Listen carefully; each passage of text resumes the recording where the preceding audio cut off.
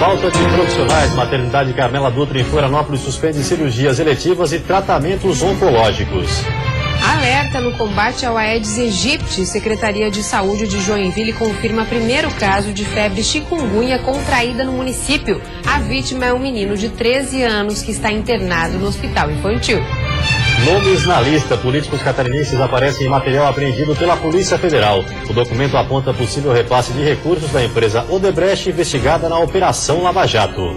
Tecnologia em estrada. Na Serra Catarinense, uma obra vem se destacando ao usar a reciclagem para fazer o asfalto. O material causa menos impacto ao meio ambiente. E no futebol, o complemento da quarta rodada do Campeonato Catarinense. O Joinville entra em campo hoje querendo encostar na líder chapecoense.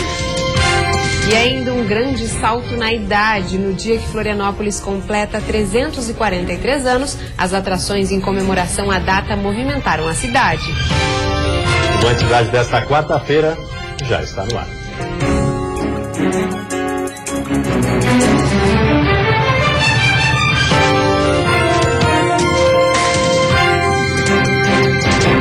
Olá, boa noite. Olá, boa noite. Na Serra Catarinense, uma obra está se destacando ao usar a reciclagem para fazer o asfalto. O material agora é reutilizado, causando menos impacto ambiental.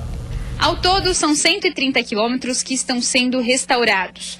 Uma das principais rodovias da Serra para o escoamento da maçã e também para o desenvolvimento turístico está em obras. A SC 114, que vai de Lages a Bom Jardim da Serra. São trechos executados pelas agências de desenvolvimento regional de São Joaquim. Do painel até a BR-282 está sendo revitalizada, são 24 quilômetros, 14 milhões de reais estão sendo investidos aqui, e também de painel até São Joaquim. Ali já está quase pronta a obra. E o que se destaca na obra do trecho de painel, a BR-282, é o asfalto. Isso porque, para chegar nesse resultado, foram utilizadas tecnologias novas, que reaproveitam o asfalto antigo. Assim, o que antes era descartado, agora é reaproveitado, causando menos impacto ao meio ambiente. E esse processo acontece nessa máquina chamada de recicladora, onde o asfalto antigo é misturado com o cimento, formando a base com mais resistência e durabilidade. Fazendo com isso que entre a nossa máquina recicladora na pista e faça a mistura de todo esse material para que depois façamos a compactação e ele atenda para ser executado como uma base para um pavimento que vai vir logo a seguir. A reciclagem também é utilizada na finalização do asfalto, onde são utilizados fragmentos de pneus velhos, que, de acordo com pesquisas, dão mais segurança aos usuários da rodovia. Além do impacto ambiental que você está tirando o pneu da natureza, ele vai oferecer também uma aderência melhor ao pneu, ele vai oferecer uma melhor drenagem para a pista, ele propicia também uma porcentagem da resistência do asfalto, e isso vai gerar para a rodovia um conforto e segurança aí ao usuário. A tecnologia usada aqui ainda é pouco comum no país, mas que, dependendo do resultado, tem tudo para virar tendência em uma sociedade que cada vez mais quer ser sustentável. A ponte sobre o rio Tubarão, na BR-101 Sul, está 85% concluída, mas a entrega prevista para maio deve ser prorrogada. O prazo limite do contrato com a empresa que está fazendo a ponte sobre o rio Tubarão é maio, mas o Departamento Nacional de Infraestrutura de Transportes acredita que a finalização pode ocorrer somente em junho, final do semestre. A expectativa inicial era que a estrutura estivesse pronta ainda em dezembro do ano passado, antes da temporada de verão. Mas a empresa responsável alegou que as chuvas acabaram atrapalhando e adiando a finalização. Atualmente, as obras estão na fase final, com a preparação dos últimos vãos. 85% da estrutura já está concluída. A partir de documentos da Odebrecht, empresa investigada na Operação Lava Jato por pagamento de propina, a Polícia Federal identificou mais de 200 políticos suspeitos de terem recebido dinheiro da empreiteira. Os repasses teriam sido feitos para as campanhas municipais de 2012 e para as eleições de 2010 e 2014. Na lista divulgada pelo site UOL, aparece o nome do governador Raimundo Colombo. Segundo a Polícia Federal, mesmo com a riqueza de detalhes com relação aos nomes, os valores não devem ser considerados como provas de Caixa 2, em sim indícios que serão esclarecidos na Operação Lava Jato. De acordo com a assessoria do governo do estado, a Odebrecht não tem nenhum contrato com Santa Catarina, não executa nenhuma obra pública ou realiza qualquer serviço do governo do estado. A nota acrescenta que desde 2011, período do atual governo, não há nada que justificasse a transferência desses recursos. Por fim, o governador Raimundo Colombo não reconhece qualquer relação com a empresa Odebrecht. Tampouco tem conhecimento sobre qualquer transferência de valores a Santa Catarina que não tenham sido fruto de doação direta e oficial ou através do Partido Nacional. O governo do estado afirma que apoia todas as investigações e que vai colaborar para os devidos esclarecimentos. Entre os nomes da lista também aparece o do atual prefeito de Florianópolis, César Souza Júnior. Segundo a assessoria, o prefeito não reconhece doações da referida empresa à sua campanha e está à disposição da Justiça para qualquer esclarecimento. E a seguir, mais de 4.500 empregos foram gerados em fevereiro no estado. E ainda a maternidade Carmela Dutra suspende cirurgias eletivas e também tratamentos oncológicos.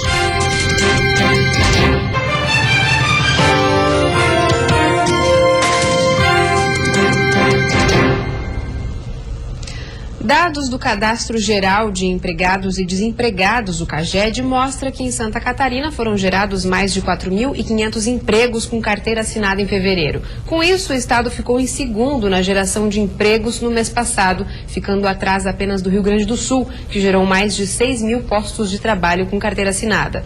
O número obtido por Santa Catarina foi puxado pela indústria de transformação. O pior índice no estado ficou por conta do setor de comércio, que acumula quedas no consumo devido à instabilidade da economia. Já o desemprego no Brasil atingiu 8,2% em fevereiro, segundo o IBGE. É a maior taxa para o mês desde 2009. Já o salário mínimo estadual deve ser reajustado de acordo com a inflação em 11%. O aumento foi aprovado por entidades empresariais e trabalhadores. Os pisos acordados ficaram em 4 faixas. Agora o projeto de lei será elaborado pelo governador do estado para ser encaminhado para análise dos deputados na Assembleia Legislativa. Santa Catarina é o único estado do país onde o piso regional é definido por negociação. E a Diretoria de Vigilância Epidemiológica do estado divulgou um relatório sobre os casos de gripe. De 1º de janeiro a 22 de março, foram confirmados 47 casos suspeitos de síndrome respiratória aguda grave em Santa Catarina. Destes, 13 foram confirmados como influenza, sendo todos pelo vírus influenza A H1N1. Os pacientes são residentes de Blumenau, Florianópolis, São José, Guaramirim e Tubarão, a maioria com idade entre 40 e 49 anos. Dos 4 óbitos notificados, todos apresentaram resultado negativo para a influenza A e B. E a Diretoria de Vigilância Epidemiológica divulgou um novo boletim sobre a dengue e demais doenças transmitidas pelo mosquito Aedes aegypti. A Secretaria de Saúde de Florianópolis confirmou que uma pessoa está internada na capital com dengue hemorrágica. Em Joinville, a Secretaria de Saúde confirmou hoje o primeiro caso de febre chikungunya contraído no município. Trata-se de um menino de 13 anos, morador do bairro Vila Nova, que está internado no hospital infantil. O quadro inspira cuidados. Um homem está internado no Hospital Florianópolis com dengue hemorrágica. A doença foi contraída em uma viagem à Argentina e confirmada pela Secretaria de Saúde da capital. Já o resultado da análise enviada a São Paulo após a morte do professor universitário em Chapecó deve ficar pronta ainda essa semana. O último relatório divulgado pela DIV aponta que desde o início do ano já foram confirmados 1.883 casos de dengue no estado. 1.690 pessoas contraíram a doença dentro de Santa Catarina, sendo mais de 1.300 só na cidade de Pinhalzinho, no oeste do estado. Aliás, a cidade vive uma epidemia da doença, com mais de 7.000 casos. Serra Alta, Descanso, Bom Jesus e Coronel Freitas também têm índices muito elevados da doença, estando acima do nível definido pela Organização Mundial de Saúde. O relatório também mostra que já são 179 casos suspeitos de Zika vírus, sendo 14 confirmados, todos importados. E de febre chikungunya, o estado tem 244 casos suspeitos. Destes, 12 foram confirmados, todos contraídos em estados como Bahia, Maranhão, Pernambuco, Sergipe e Rio de Janeiro. Quinta-feira de tempo firme na maioria das regiões. Na Serra, o dia amanhece com 13 graus e pode chegar aos 23 durante a tarde. No litoral norte, Vale do Itajaí e Grande Florianópolis, sol entre nuvens e máxima de 27. No oeste, também faz 27, mas à tarde a chance de chuva. No sul do estado, predomínio de sol com poucas nuvens e máxima de 28 graus. A maternidade Carmela Dutra, em Florianópolis, suspendeu as cirurgias eletivas e tratamentos oncológicos. O motivo é a falta de profissionais. Atualmente, a maternidade dispõe de 100 leitos e chega a fazer mais de 1.000 atendimentos ambulatoriais, 1.000 exames e quase 200 cirurgias ao mês. Mas, a partir de agora, alguns atendimentos estão suspensos na maternidade, que é considerada referência em saúde no estado. Ficam comprometidos tratamentos contra o câncer e alguns procedimentos cirúrgicos. As pacientes em situação de pós-parto e à espera de curetagem devem ser encaminhadas para outros hospitais. O Sindicato dos Trabalhadores em Estabelecimento de Saúde já informou ao Ministério Público sobre os riscos de fechamento do local. A partir do dia 28 de março, os profissionais do posto 3 de enfermagem da Carmela Dutra terão as atividades suspensas. Os enfermeiros serão remanejados para outros setores, como a UTI neonatal, o centro obstétrico e o centro de maternal esterilizado. A situação só deve ser restabelecida quando os aprovados em concurso público forem chamados pelo governo. Médicos peritos do INSS querem acionar o Supremo Tribunal Federal contra um decreto do governo. A partir de agora, as avaliações médicas não precisam ser feitas apenas no INSS, mas podem também ser realizadas por médicos do SUS.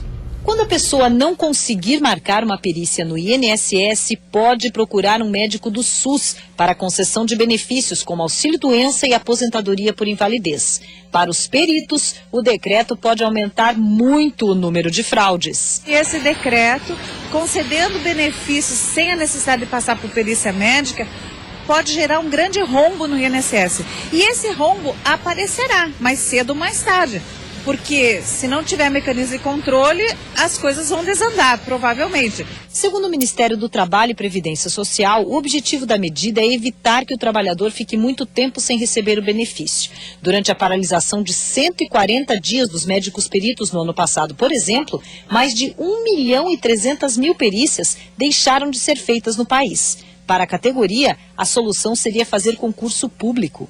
Nós defendemos o concurso para aumentar o número de peritos justamente para darmos conta da demanda de perícias médicas. Porque nós fazemos a ordenação de despesas de maneira criteriosa. Nós fazemos isto levando em conta a real necessidade do segurado em ficar afastado ou não, sabendo que somos um elemento de promoção de justiça social. Quando concedemos o benefício a quem necessita e também quando negamos a quem não necessita. Os médicos peritos pretendem acionar o Supremo Tribunal Federal. Somos nós que detemos a expertise em relação à concessão criteriosa de benefícios por incapacidade. E nós sabemos o quanto isso é desgastante e estressante depois que a coisa está mal feita. E depois do intervalo tem futebol. Metropolitano e Joinville se enfrentam daqui a pouco pelo complemento da 4ª rodada do estadual. E a expectativa para os jogos do fim de semana, que podem ser decisivos para alguns times.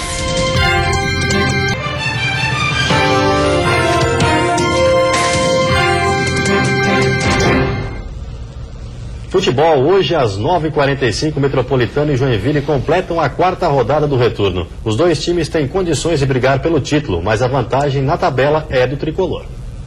Um só objetivo ronda a cabeça dos torcedores do Joinville: garantir uma vaga na final do Campeonato Catarinense. E para isso acontecer, será preciso vencer mais uma partida, dessa vez contra o Metropolitano em Jaraguá do Sul. Invicto nesse segundo turno, o Jack precisa dos 3 pontos para igualar a pontuação da Chapecoense, que jogou no fim de semana e goleou o Avaí.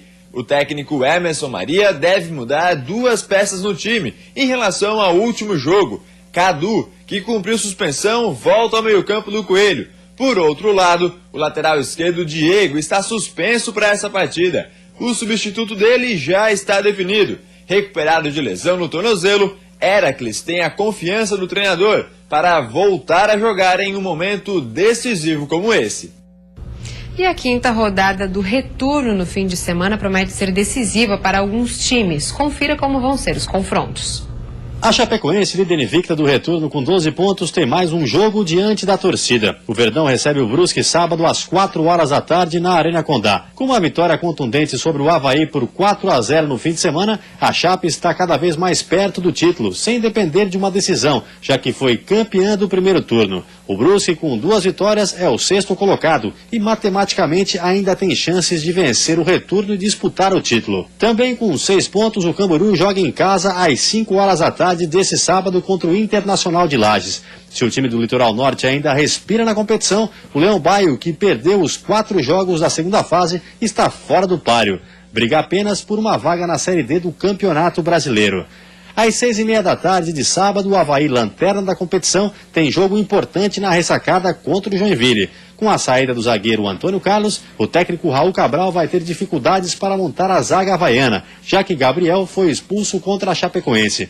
Apesar da semana turbulenta, o elenco se mostra confiante em uma recuperação já na próxima rodada. A gente perdeu para a Chapecoense, mas sabendo que o Joinville, se a gente ganhar, já muda bastante coisa. Entendeu?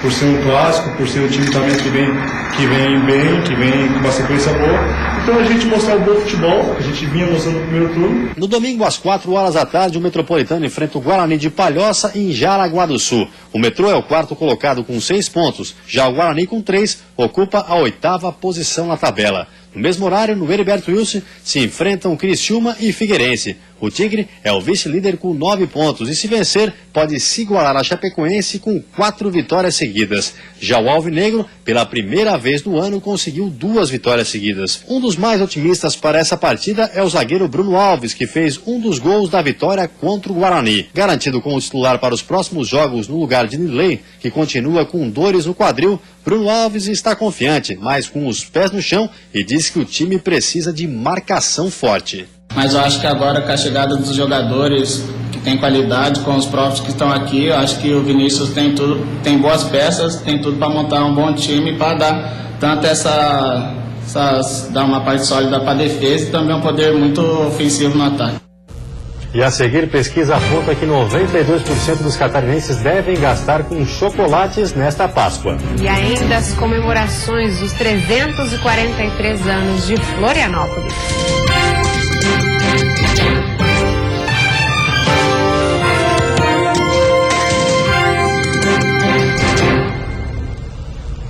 Para muitos catarinenses, 23 de março é uma data especial. Hoje é aniversário de Florianópolis e muita gente aproveitou o feriado municipal para descansar e curtir a programação do dia. Quem não merece aproveitar este descanso? O dia de Florianópolis teve sol e calor e foi repleto de atividades especiais. A agenda estava cheia em diversas partes da cidade. À tarde teve a apresentação da banda da Polícia Militar e da velha guarda da Unidos da Coloninha, escola de samba campeã do último carnaval. No Parque de Coqueiros também estavam programadas muitas atividades infantis e brincadeiras, além da distribuição de doces e do tradicional corte do bolo. Florianópolis está comemorando 343 anos de aniversário. Isso porque, em 2014, uma lei foi aprovada na Câmara de Vereadores da capital para levar em consideração a data de fundação da cidade e não mais sua emancipação, como ocorria. Só com essa mudança, a nossa Ilha da Magia ganhou 53 anos a mais. Quem mora aqui ou nasceu na cidade reconhece que tem muito a comemorar, mas também sabe que faz parte das mudanças dessa cidade que está em constante transformação. Eu acho linda. Nossa capital está cada vez melhorando. Só falta uma outra ponte, porque a nossa ponte está muito trancada, né? Dá para melhorar muita coisa aqui, né? Brinquedo para as crianças, mais diversão para as crianças. Muita coisa tem que melhorar ainda. Tá de parabéns. Essa também é manezinha, ó. Uma pesquisa da Federação do FEComércio e Federação das Câmaras Dirigentes Lojistas de Santa Catarina indica que 92% dos catarinenses pretendem presentear com produtos à base de chocolate nessa Páscoa. A média de gastos deve ficar em R$ 151. Não dá para negar que nesta época do ano as prateleiras e os corredores dos supermercados ficam bem mais atraentes. Chocolates de todos os tipos ficam expostos para a escolha do consumidor. Uma pesquisa da FEComércio e da FCDL de Santa Catarina divulgou que a intenção do catarinense é gastar em média R$ 151,76 para este ano, 4,1% a menos do que a intenção do ano passado. E a escolha será em produtos de chocolate para 92% deles. O Brasil é o terceiro maior produtor e consumidor de chocolate do mundo, ficando atrás apenas da Alemanha e dos Estados Unidos. Por aqui, cada pessoa consome em média 2,5 kg de chocolate por ano. Ano passado, a Páscoa foi responsável pela produção de 19 mil toneladas de chocolate, o que corresponde a 80 milhões de ovos espalhados pelo país. Mas no meio de tantas opções diferentes, como escolher o que levar? Tem aqueles que optam pelo preço e analisam a quantidade de chocolate, a marca e o valor dos ovos. Prioridade pelos produtos antigos, mas vou balançando, né? O que dá aqui, o que não dá ali, assim vai, porque é uma turma muito grande. O que atrai melhor o cliente hoje em dia é o preço. Mas tem aqueles que resolvem agradar as crianças. E o que vale mesmo são os brinquedos e as embalagens coloridas. No meu caso, pelo gosto de quem vai ganhar. No caso, a minha filha, Sofia. Eu vou comprar para minha neta. No momento, estou considerando a cor do papel. Só a cor do papel. Para esta nutricionista, a escolha do chocolate é importante. A melhor opção é o chocolate amargo, com mais concentração de cacau. Neste caso, uma dose diária de 30 gramas faz até bem para a saúde. Porque quanto mais cacau, mais benefícios esse chocolate vai ter. Porque o cacau ele é um poderoso antioxidante, ele auxilia na redução de doenças cardiovasculares, porque ele diminui o LDL colesterol, que é o colesterol ruim, e também auxilia na sensação de bem-estar, porque ele ativa o sistema nervoso central. O chocolate ao leite, um dos mais vendidos, possui mais açúcar e o consumo precisa ser moderado para não encarar uns quilinhos a mais na balança depois da Páscoa. Mas para os alérgicos à lactose, também há opção. Existem opções diet, que são com adoçantes para os diabéticos, e opções sem lactose também para os intolerantes. Para os intolerantes também, os chocolates acima de 70% de cacau geralmente não tem leite, nenhum tipo de leite. Então, para as pessoas que têm alergia à proteína do leite, não só à lactose, também pode estar consumindo esses produtos. E antes de encerrarmos, vamos ver como está o trânsito ao vivo nesse feriado aqui na capital. Você vê imagens das pontes que fazem a ligação entre a ilha e o continente, movimento bastante tranquilo, principalmente para quem deixa a ilha de Santa Catarina. Na Grande Florianópolis faz 24 graus neste momento. E você fica agora com o Jornal da Band. Uma ótima noite a todos e até amanhã. Uma boa noite para você, até amanhã.